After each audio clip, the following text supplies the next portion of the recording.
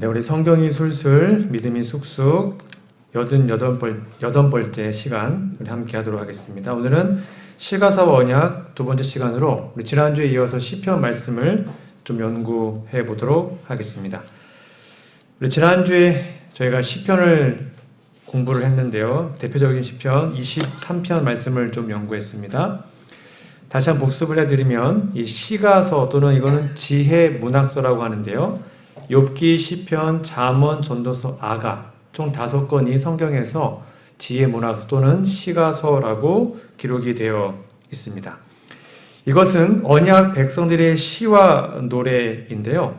쉽게 말하면 이 시편이라는 책은 다윗이 혼자 다 지은 게 아니고요. 한 절반 정도는 다윗이 지었고 나머지는 이 언약 백성들의 신앙적 경험들이 잘 녹아져 있어서 약 1000년에 걸쳐서 지어진 책이 시편이라고 합니다. 그래서 뒷부분에 보시면 아삽의 시도 있고 여러 가지 시가 있는 것처럼 다윗이 다 지은 건 아니에요. 언약 백성들이 하나님을 만났던 경험들을 정말로 적나라하게 또 순수하게 잘 표현한 책이 시편입니다. 저희가 지난주에 23편을 좀 공부했는데 좀 기억이 잘 나시는지 모르겠습니다. 이게 정말로 유명한 목자의 시 말씀이지만 이 말씀은 단순한 시가 아니라 우리가 구원의 관계로서 하나님을 어떻게 믿고 어떠한 관계를 가져야 되는지를 설명한 책이라고 말씀을 드렸습니다. 여기 보니까 여호와가 나의 목자면 부족함이 없다 그랬죠. 그래서 진정한 신앙인은 어떤 상황에도 뭐 한다고요? 만족합니다. 불평불만하지 않고 부족함이 없이 만족하는 것이고, 그리고 그 만족이 뭐냐면 쉴만한 물가, 마음의 쉼, 마음의 안식을 누리는 거예요. 그게 바로 하나님께서 우리에게 주시는 복인데, 그 쉴만한 물가로 가려면 쉽게 말하면 시편 1편 말씀처럼 날마다 하나님의 말씀과 가까이 할 때 우리는 진정한 쉼을 누릴 수가 있게 됩니다.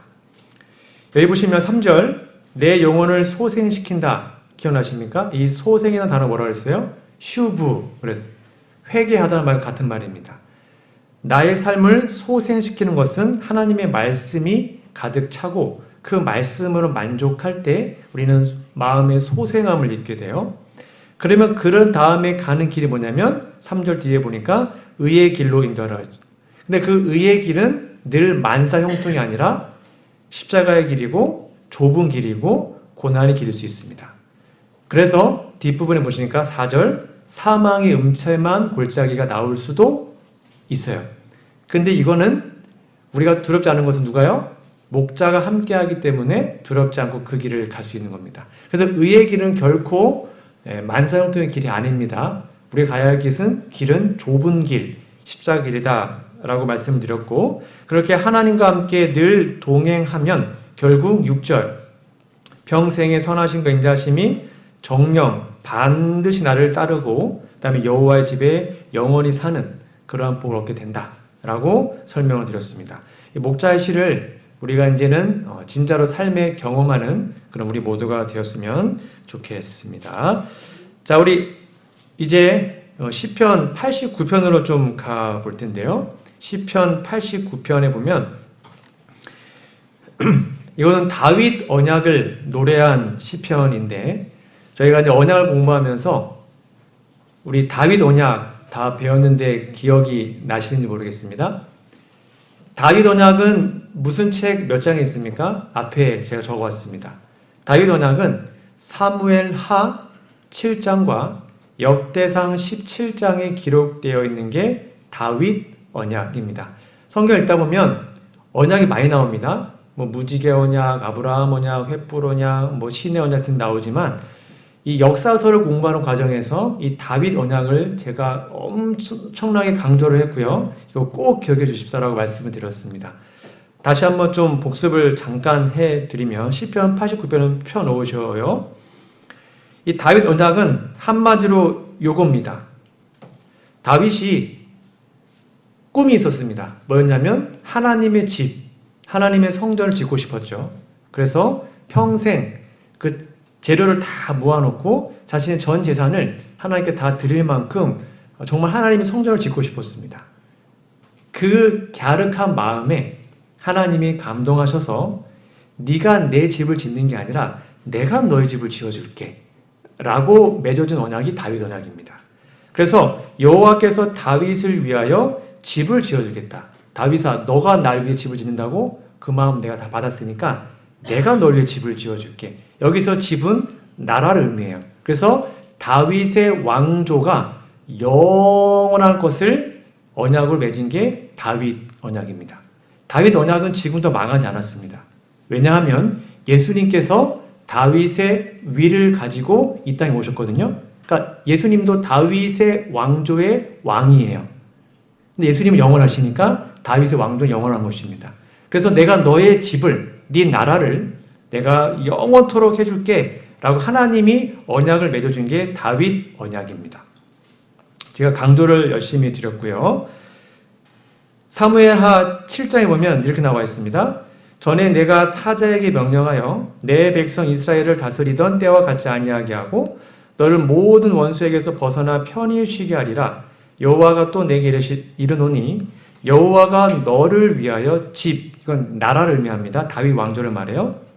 그걸 짓고 내 수완이 차서 내 조상들과 함께 누울 때에 내가 내 몸에서 너의 씨를 너의 뒤에 세워 그의 나라를 견고하게 하리라.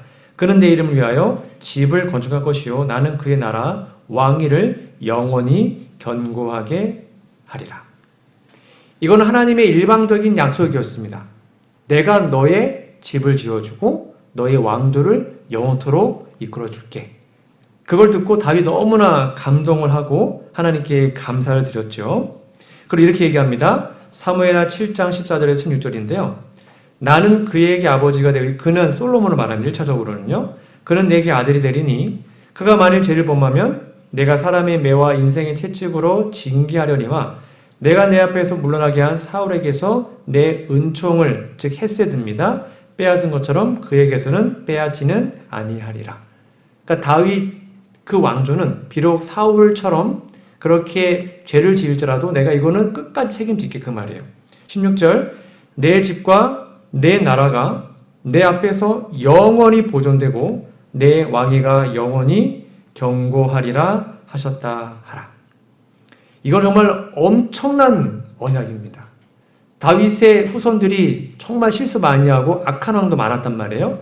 그럼에도 불구하고 하나님이 절대로 포기하지 않고 너의 왕위가 영원토록 해주겠다. 그리고 그 약속으로 언약종이 되신 예수님을 이 땅에 보내주신 거죠. 그게 다윗 언약의 핵심입니다.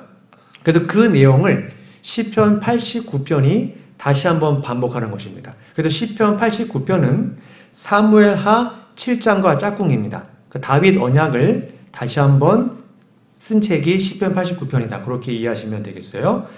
그 이야기를 듣고 이제 요거 읽으시면 이해가 되실 겁니다.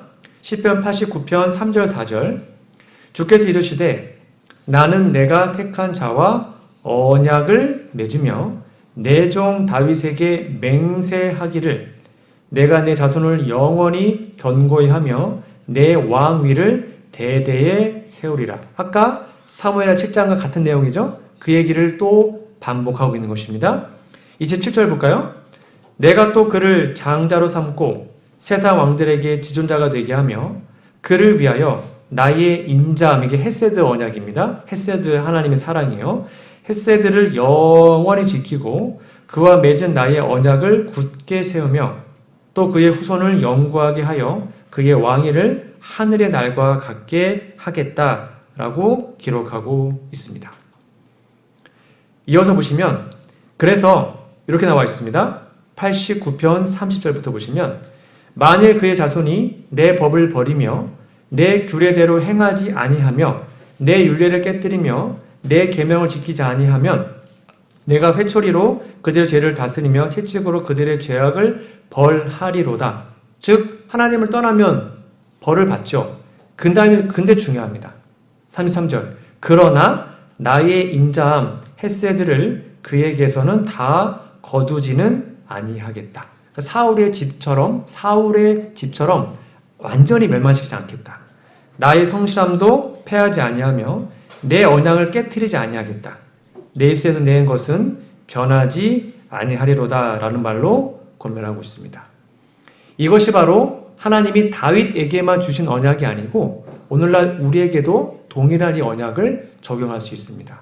우리는 예수님을, 즉 다윗의 왕위로 오신 예수님을 믿는 그분의 백성들이기 때문입니다. 성경은 분명히 우리에게 얘기해요. 33절, 그러나 하나님의 인자함, 헤세드는 우리에게서 거두어 가지 않으십니다. 우리가 엇나가거나 잘못하면 우리를 때로는 채찍으로 징계하셔서 어떻게 해서든지 돌아오게 하시는 그 사랑을 우리는 기억해야 하는 것이죠. 자, 영감의 글입니다. 부자선지자 보시면 다윗과 그 집에 하신 말씀, 영원한 시대를 멀리 내다보고 그리스도 안에서 완전히 성취될 언약은 영광스럽다. 그래서 다윗의 왕조를 진짜 망한 게 맞잖아요. 나라가 망했지만 그러나 그 다윗의 왕위를 예수님이 이었어요. 다윗의 자손으로. 그래서 예수님은 영원한 분이기 때문에 그 왕조가 지금도 하늘에서 영원히 지속되는 것입니다. 여호와께서 다음과 같이 선언하셨다. 내 종 다윗에게 맹세하기를 나의 언약을 굳게 세우리라.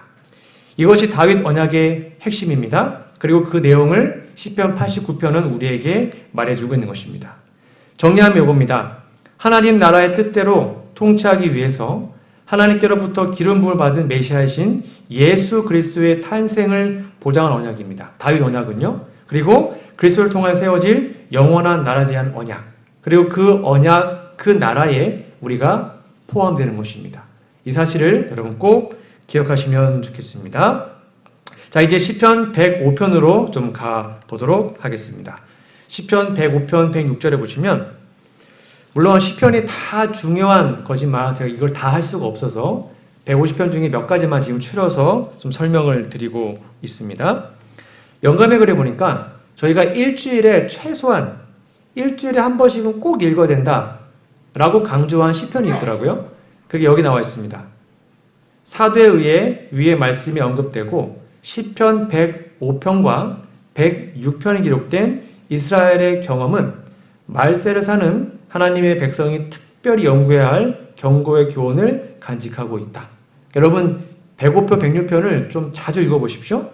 이렇게 써 있습니다. 나는 이 장들을 적어도 일주일에 한 번씩은 읽으라고 권한다. 적어도 일주일에 한 번이면 1년이면 최소한 50번. 요거는 정말 중요하니까 일주일에 한 번씩 읽어라 라고 말한 장이 시편 105편과 106편이라고 해요. 도대체 105편과 106편에는 뭐 어떤 내용이 있을까요? 성경책을 다 105편을 펴놓으셨죠? 자, 조금씩 보도록 하겠습니다. 105편 1절에 보니까 여호와께 감사하고 그의 이름을 불러 아뢰며 그가 하는 일을 만민 중에 알게 할지어다 라고 얘기합니다.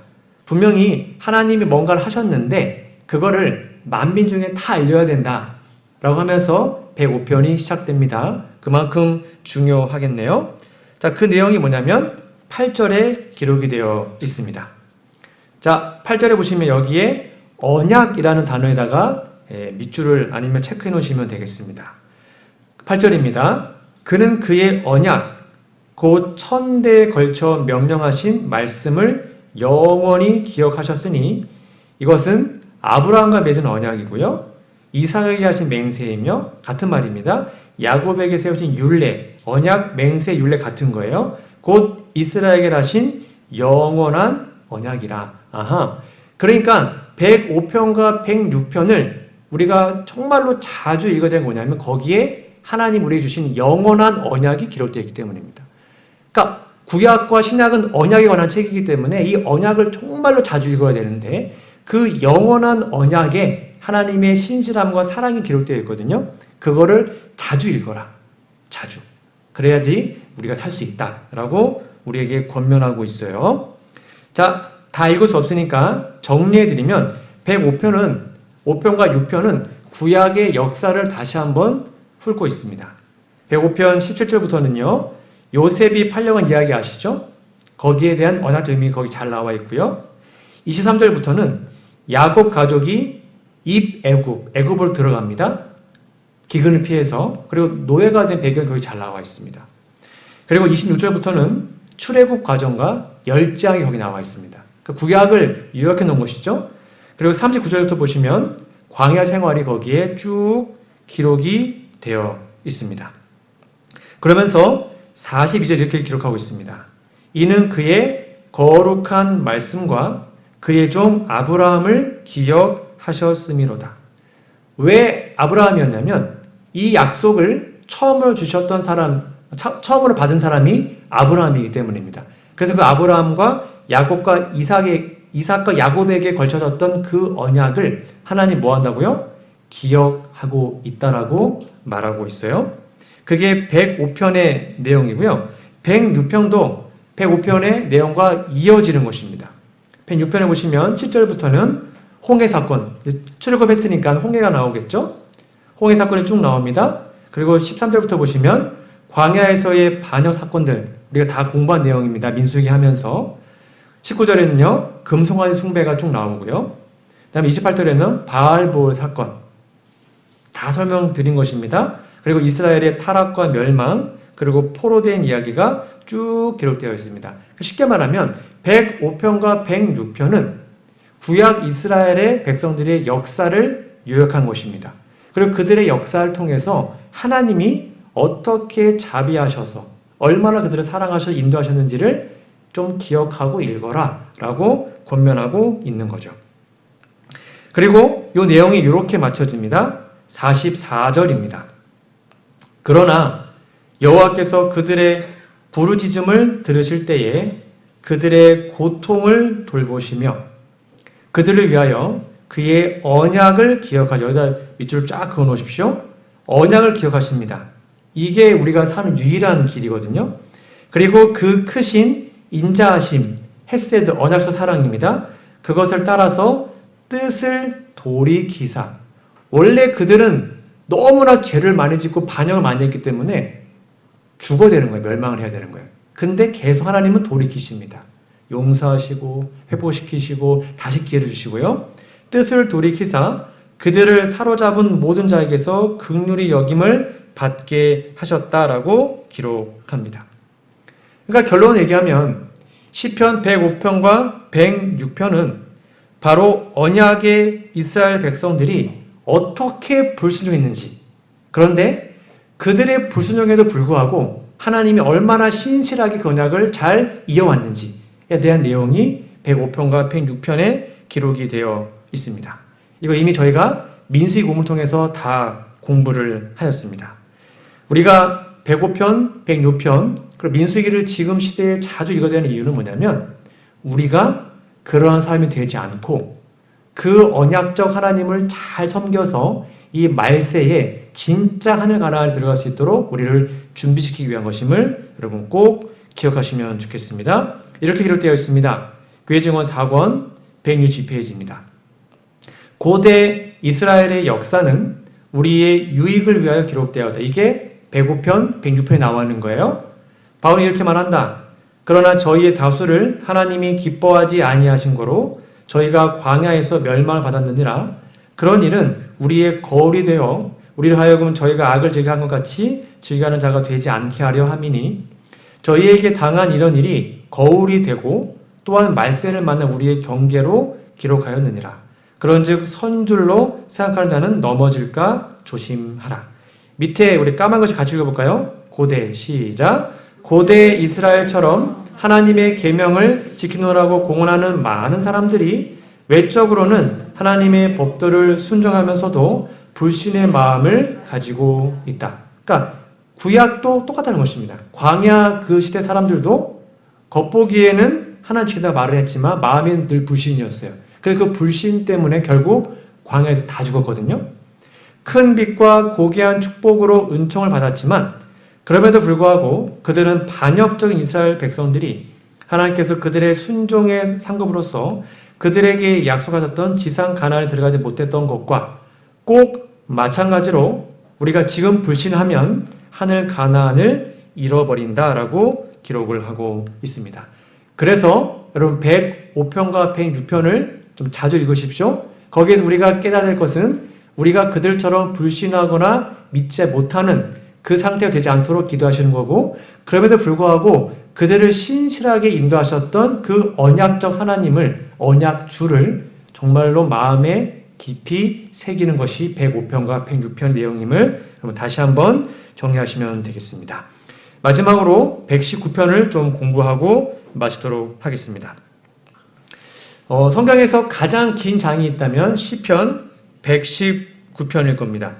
119편이 몇 절까지 있는지 아십니까? 176절까지 있습니다. 여러분, 이 119편은 정말 언약의 진수입니다.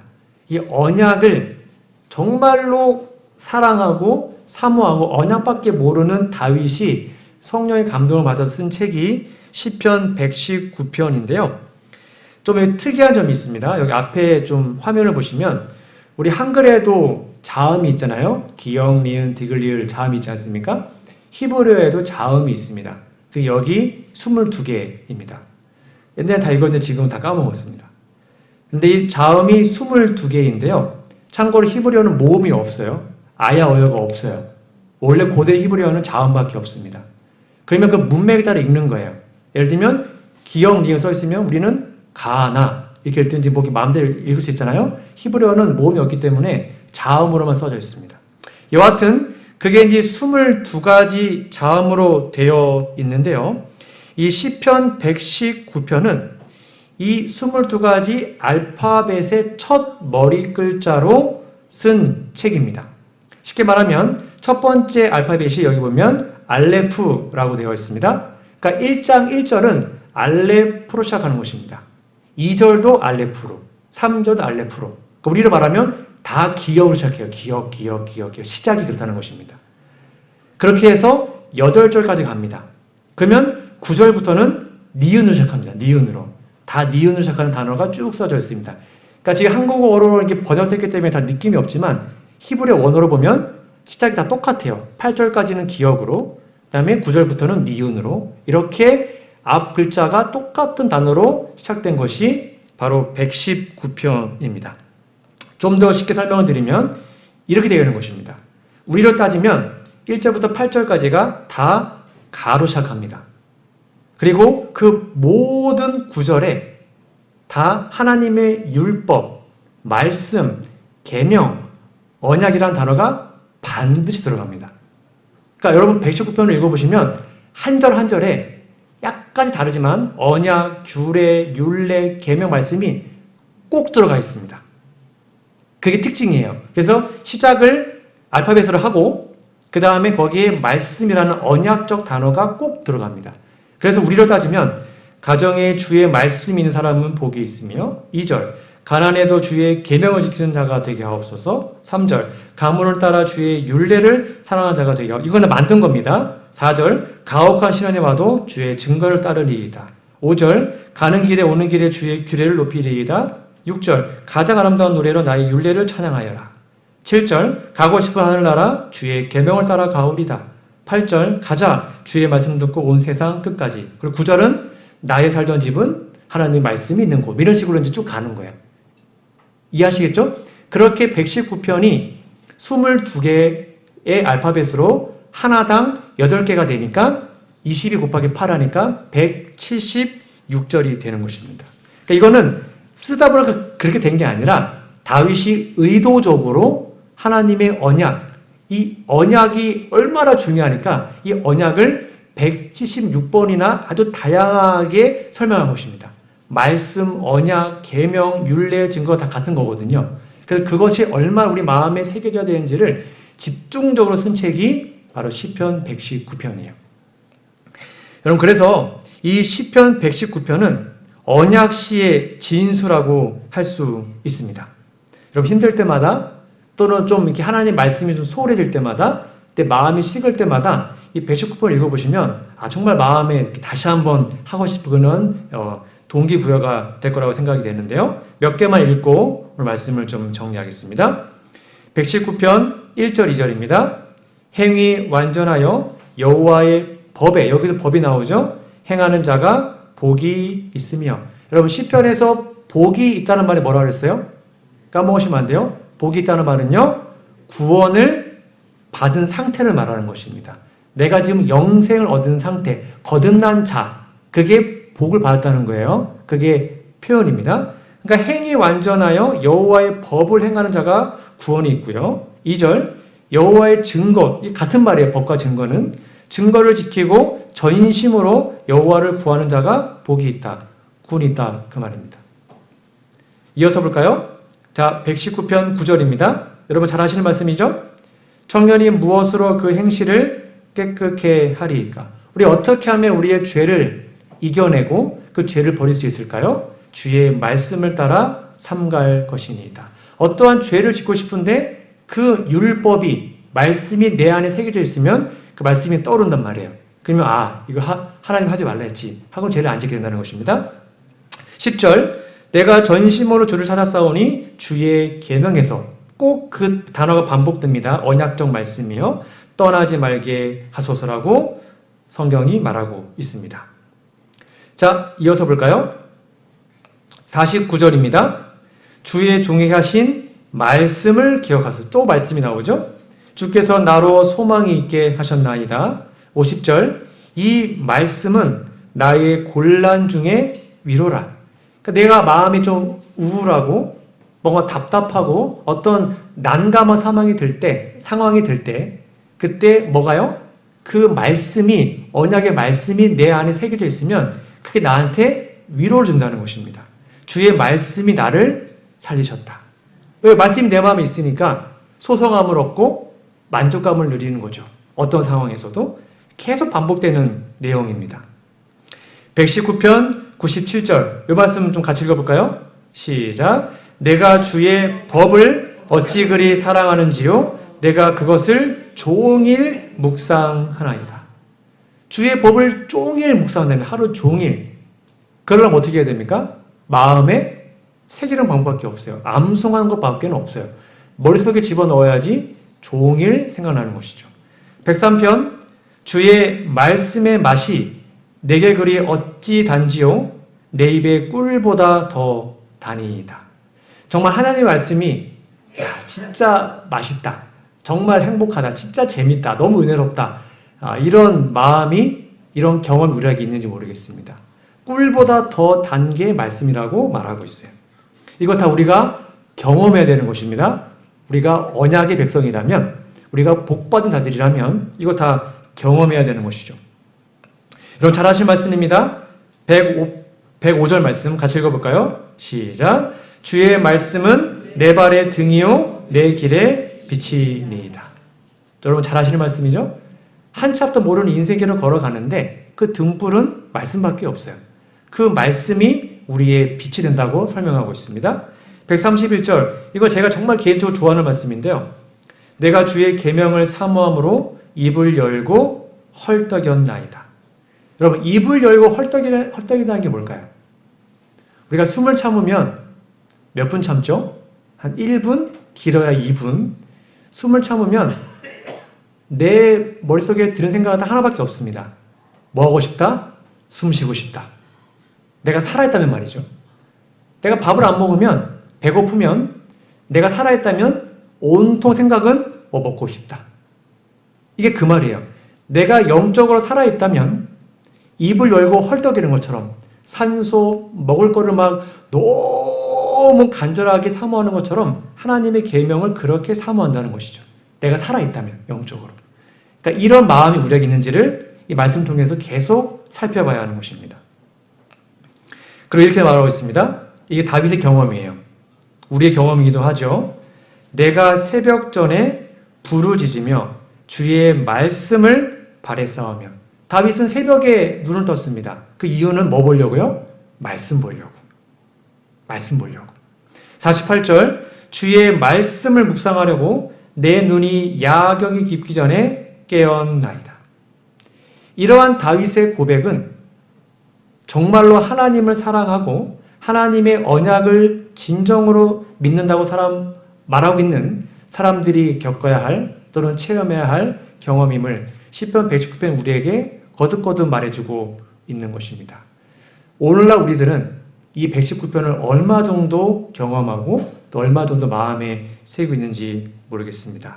이런 경험들이 우리 안에 꼭 있기를 간절히 바랍니다. 한 3분짜리 우리 119편을 가지고 만든 귀한 찬양이 있어서 들려드리고 오늘 말씀을 마치도록 하겠습니다. 가사의 은혜 받으시기 바랍니다.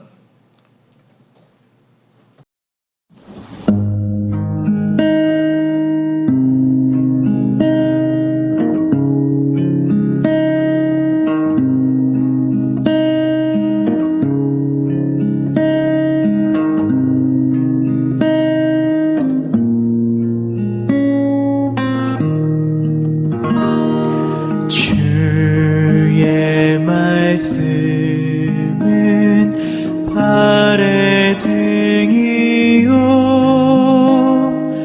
내 가는 길에 빛이 나이다. 주의 의로운 법도를 따라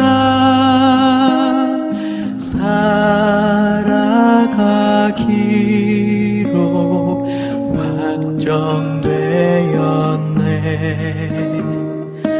나의 고난이 막심하오니 주 말씀대로 일으키소서. 내 입에 찬송 받으옵시고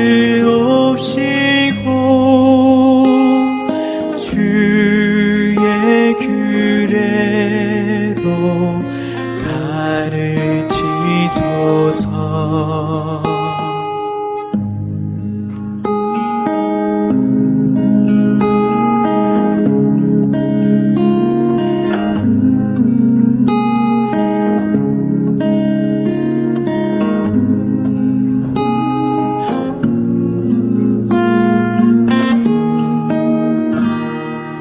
나의 생명이 위급하여도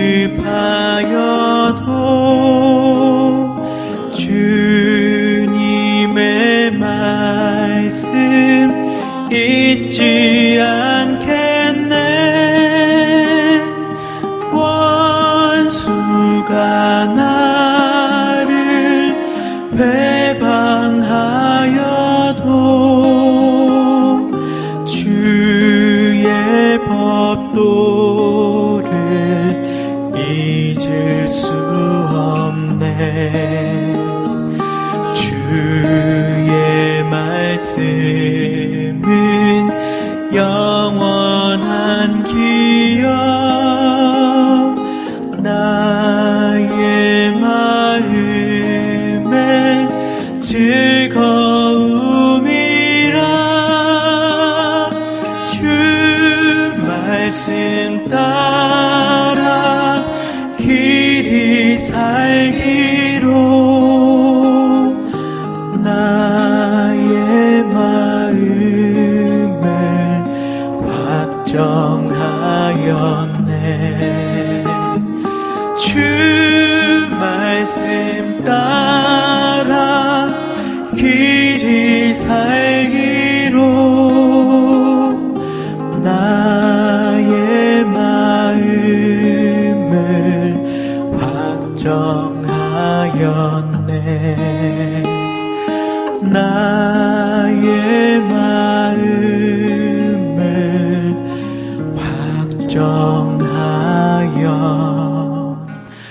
확정하였네.